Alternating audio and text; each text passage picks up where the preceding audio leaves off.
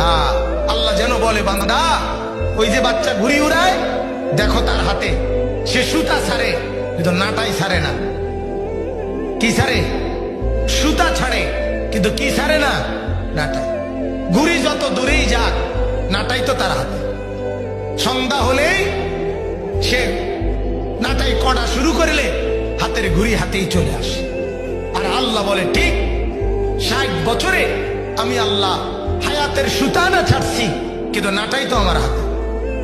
সময় হলেই আমি নিয়ে আসবো, আমার কাছে টেনে আনবো। তাহলে এরপরে আল্লাহ তাআলা বলেন, আল্লাহ নবী সাল্লাল্লাহু আলাইহি সাল্লাম বলেন, অতএব প্রথমে কথা মনে রাখবেন বাজার, যিনি আপনার শরীয়তের বিধান পরিত্যাগ করছেন উনি অহংকারী। উনি কি বলেন না, আপনারা যারা ফজরের নামাজ পড়েন না, আপনারা ভদ্র না অহংকারী? অহংকারী, অহংকারী। আহা, অথচ নিজেকে ভদ্র মনে করে, নিজেকে শিক্ষিত মনে করে।